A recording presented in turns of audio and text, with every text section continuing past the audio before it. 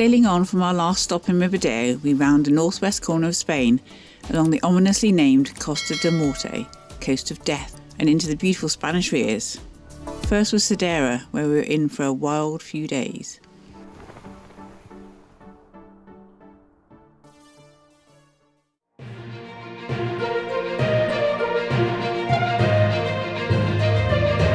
This is Intrepid Bear, a 40-foot sailboat off to explore the world with her crew Ian and Kate.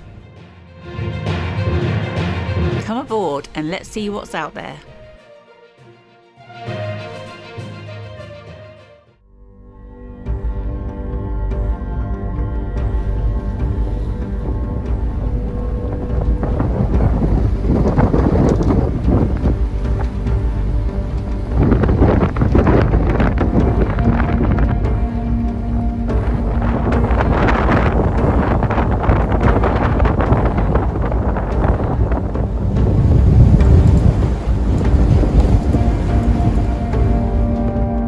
Just saw a gust then to 47 knots. 47 knots is the very top of a force 9, which is a strong gale, and that's really bad in itself. If it had been 48, that would have been storm force 10. That's incredible. So we're basically gusting force 9, maybe 10 in here at the moment. Didn't catch it, but spray on the windscreen. We just had a wave come over the bow. At anchor. Yeah, it's a bit crazy, to be honest. We don't feel unsafe. The anchor is absolutely solid. It's just wild. And it was about to get even wilder. Look at this spray coming across here. Look out the left, big spray. Look.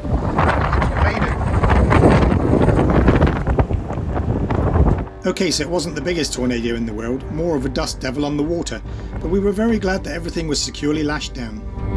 This was pretty much our time in Ria de Arousa. We would have loved to have gone ashore, but the weather was not suitable for that. After a couple of lively nights, we did find a more comfy spot.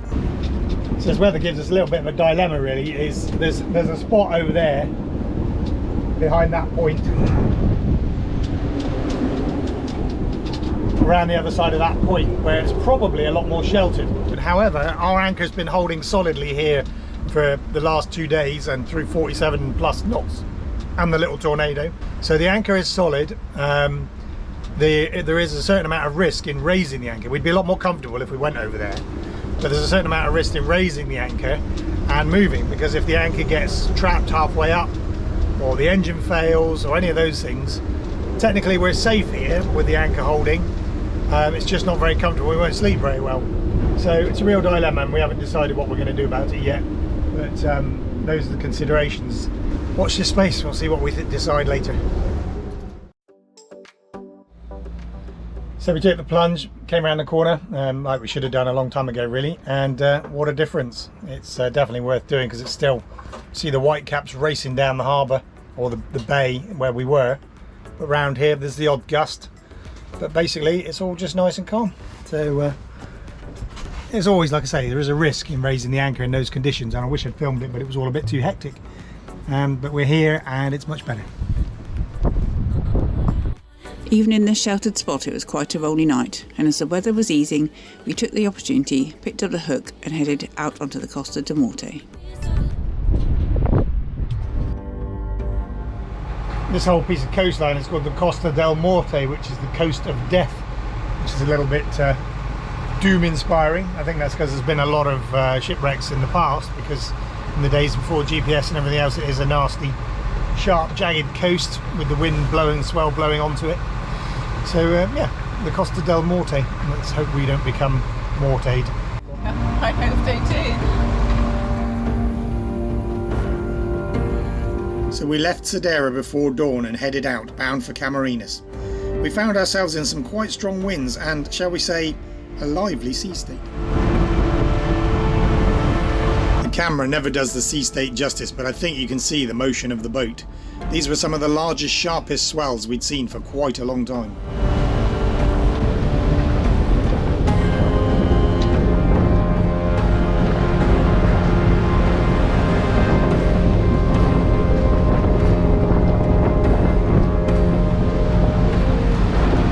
Some big rolling swells, probably 3 to 4 meters from peak to trough. So we just left Cerdera. It is 8 in the morning. We're heading down to Camarinas if we get that far. Depends on the wind and how it settles. We might go into Coruna, but certainly Camarinas is our destination. Yeah, the wind is really fluky in by the cliffs. I think it's picking up out here. So we couldn't film departure because it was dark. You can't see anything on these cameras in the dark. So heading out, and there's some pretty big waves at the moment that I'm keeping my eye on. That's why I keep looking around all the time, because I don't want one of these to catch us unawares.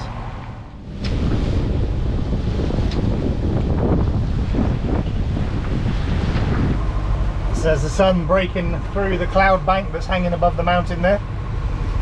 Should we get quite nice and warm once that sun comes out. It's already relatively warm. I've got a jumper on, but hopefully not for long. Hopefully these waves will die down a bit. Perhaps it's because we're over some contours at the moment, causing things to ruffle up a little bit.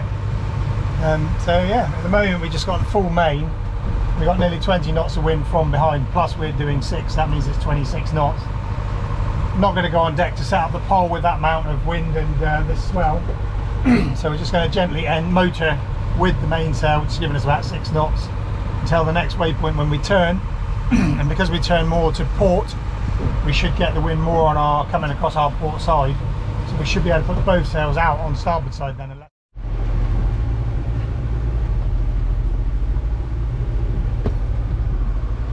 Now she'll come around quite slowly, and then we'll see what the wind's going to do once she comes onto the next heading.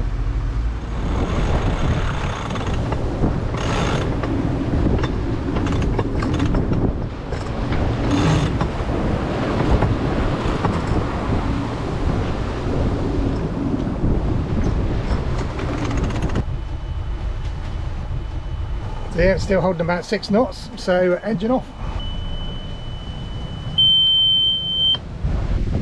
Once the engine is off, putting the gearbox briefly astern ensures that the propeller feathers nicely.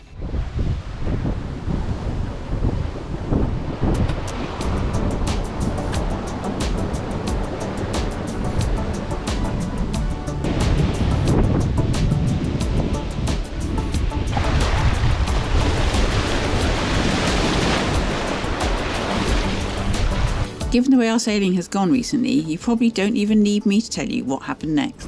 20 knots of wind down to no knots of wind. Standard.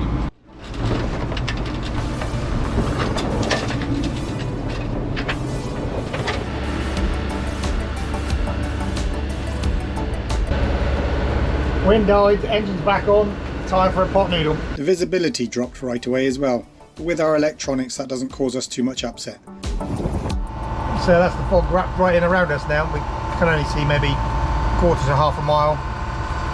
Fortunately we've got the radar and the AIS system so we can see who's around us. But the visibility cleared up as we made our way into Camarinas.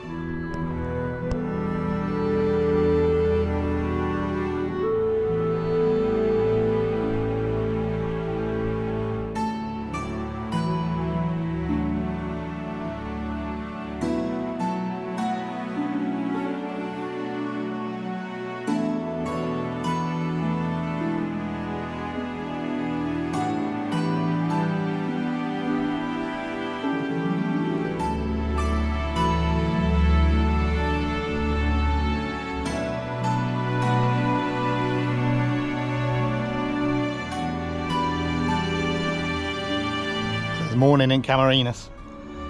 Ria de Camarinas. Yes, I'm wearing a tartan dressing gown. Yeah, it's really nice this morning. Really flat, calm. It was meant to be foggy, but it's a bit misty, but the fog seems to be burning off. But actually it's a really nice morning at the moment. So I'm going to get the dinghy blown up a bit later on and then go explore a little bit.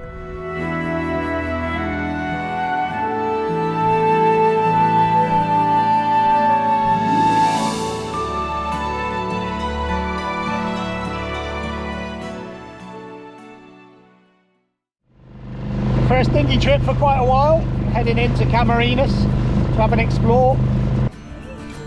The fun of dinghy landing, wading through seaweed, hoping there's no crabs going to nip your toes, trying to find somewhere to put the dinghy And obviously here, look how high the tide rises.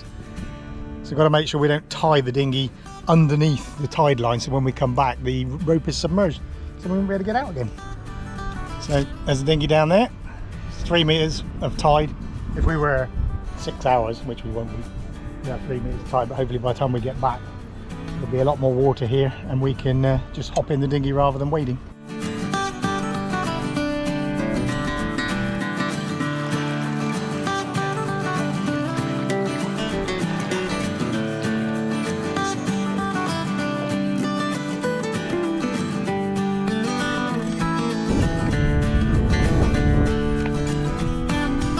I reckon it's like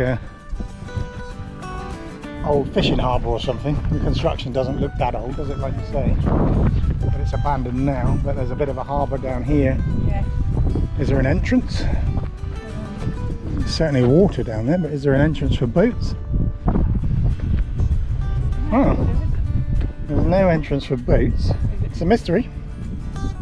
Kate just said she thinks it looks like a Lido or something in the outdoor swimming pool. And could be. There's bricks down here with a doorway through the middle of the bricks, but that's clearly underwater at high tide. Yeah, that's another good idea. It's possibly a dolphin show type place, and that would account for the entrance then. Yeah. So it could have been like a sea life park, and obviously that's not very trendy because it's not helpful to the animals anymore. So perhaps that's what it was indeed. Or perhaps not. As far as we can make out from the internet, it seems to be an old fish farm structure.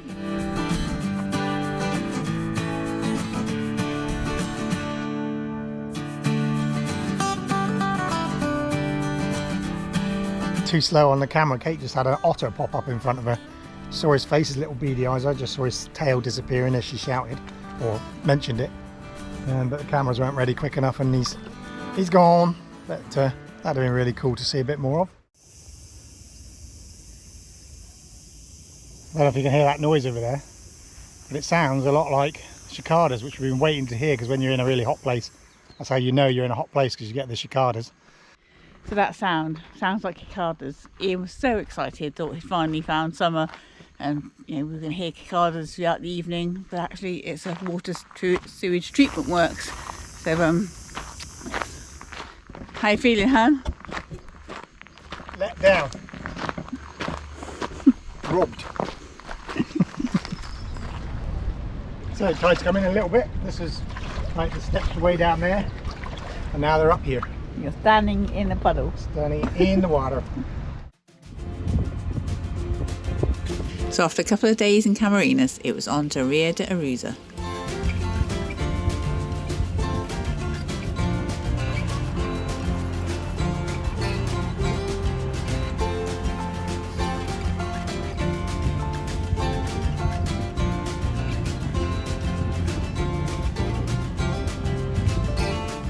Up this end there have been no orca attacks in August according to Orca Iberia, the website that the volunteers that track it all. So there's been no interactions. Interactions is the polite word, because the orcas are just playing, but unfortunately an orca playing with your rudder doesn't do it any good. But there's been none up here in August. We'll still stay fairly close to the coast, both one because that's least risk, and two, it's quicker to get rescued if you do lose your rudder to an orca. So we'll head on out and head on down past Cape Finisterre, or Cabo Finisterre. Where are we going this morning? Going to Ria de Arousa, it's called. About 50 miles away, I think. And are we likely to be sailing much today? We're not going to be doing much sailing at all. There's no wind and there's like a tiny bit forecast, but then it's a motoring day.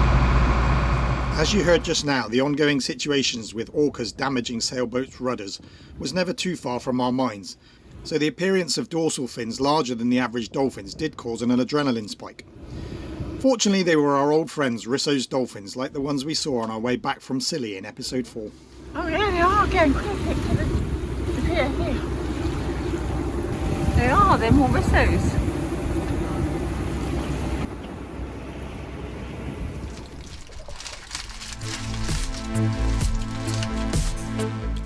Check it out, engine is off. Didn't think we'd be able to do that today.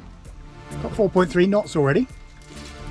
We're thinking we're just having our lunch and letting the boat settle, and then we might put up the the Big Pink, which we haven't flown for several years now, a year and a bit at least, but it's almost perfect conditions. The sea is really flat, got about 10 knots of wind forward of the beam. Hopefully the Big Pink will be an addition and get us moving, but we're already doing 4.4, so that's almost enough. But we'll have our lunch first and see what the wind's doing.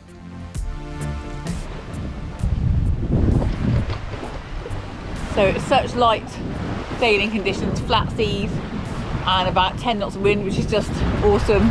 We're gonna raise the pink one, the Big Pink, call it. So the Big Pink, as we have named it, is our asymmetric spinnaker, also known as a cruising chute. It's a very lightweight sail for very light wind conditions. I'll leave you to work out why we called it the Big Pink.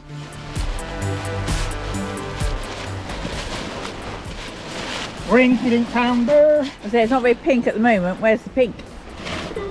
There's pink. Can't see it.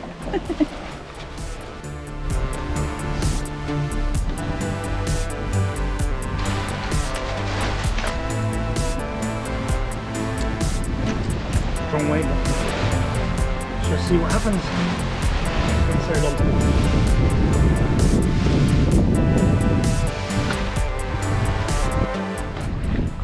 There's Kate dealing with the pink spaghetti. These are the sheets for the Big Pink. One of these will be led back either side of the boat and through a block up to a winch. The variable knot. We're only going to be using the port side one today. Right, done.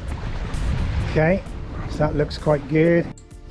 So once the genoa has rolled away, it's time to haul up the sock to reveal the Big Pink and allow it to inflate. These sails are known mainly in America as whompers, because when they open, they open with a satisfying whomp sometimes. So I'm going to stick it out. Nobody's on the sheet at the moment, so we'll just put it up and see what happens really. So what it does is the sock gets pulled up when it's not all jammed up like that, which uncovers the sail. Needs a little bit of persuasion to start with usually. There she goes.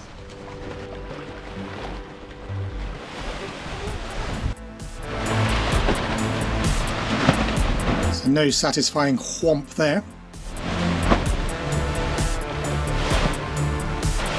Right, launching the Big Pink. Hot. Take hot. 2.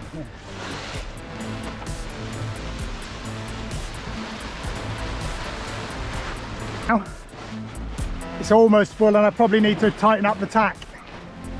So that's what I'll do in a second. The tack of a sail is the lower front corner and the tack line keeps it tight.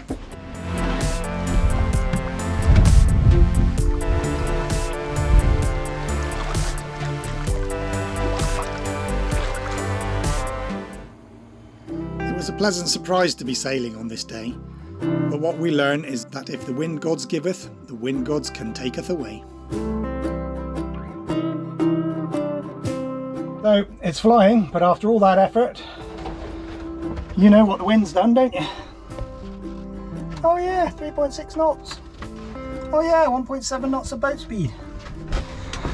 I know true sailors would sail until we got there, but we don't want to sail there in the dark, so... And the time to our waypoint now is another 10 hours. And yeah, the ETA's just gone through the roof. It'll be like tomorrow morning at this speed, so that's not acceptable, so we'll have to pop the engine back on.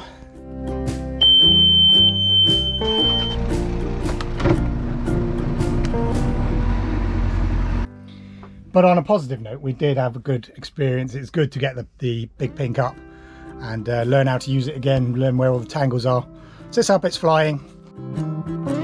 It's up, it's flying. Let's just take a moment to revel in its pinkness.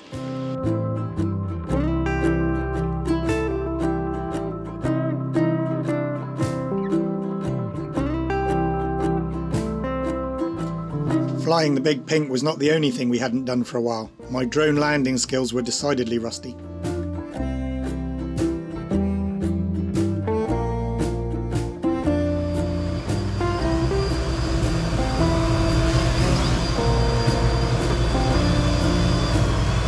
You don't know stress until you've tried to land a drone on a moving boat.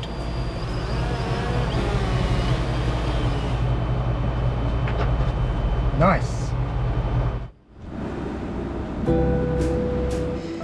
We would have liked to show you more of the coastline, as Cape Finisterre is quite spectacular, but as you can see the visibility was pretty poor. However, the sea was very flat and we relaxed until it was time to enter the next Ria. To save around an hour, we decided to enter via the very tight Sagres Channel.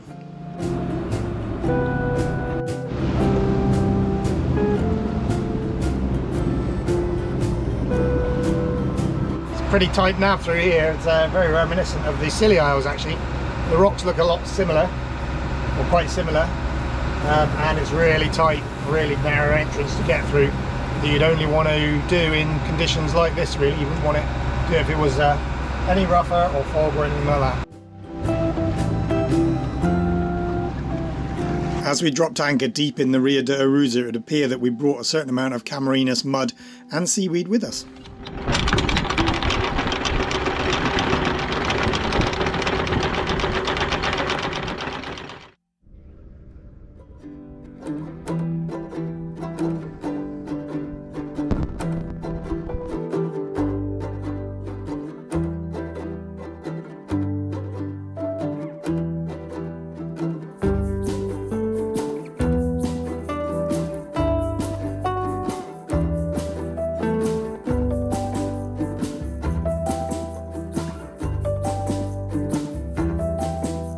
And look at that, it's a little bit grey, but it's beautiful. It's so flat, there's not a breath of wind.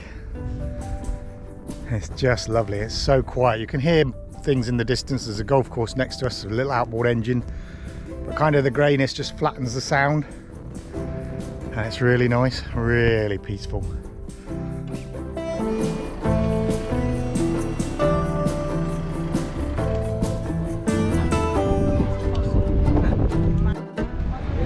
Is it bad that I don't actually know what town this is that we're walking around? I know the island over there is La Toca, but what town this is, I don't even know. Don't know where I am. Do you know where we are? I could look on the map, but I don't know. Yeah. You can't see Intrepid Bear, but she is behind the island over there. And we've landed down there somewhere with the dinghy, walked across the bridge over there to here.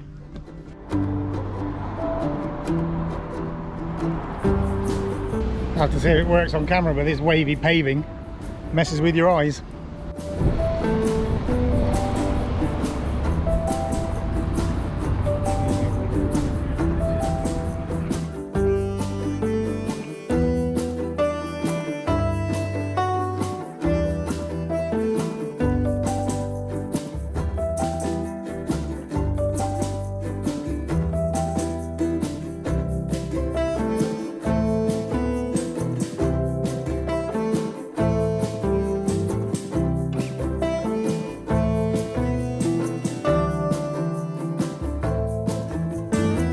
These platforms that you can see are mussel farms, and the whole bay is absolutely filled with hundreds of them. There are narrow channels amongst them to come in and out. Fine in good weather, but interesting in zero visibility, as you'll see in the next episode. So I think we've travelled far enough in this episode. Please join us next time when we'll show you how we use our Raymarine electronics to leave the Ria in thick fog and head south to Bayona and beyond. As always, we'd be very grateful if you could subscribe to our channel, give the video a like and comment. It all helps prize a few pennies from YouTube's hands. Thanks for watching.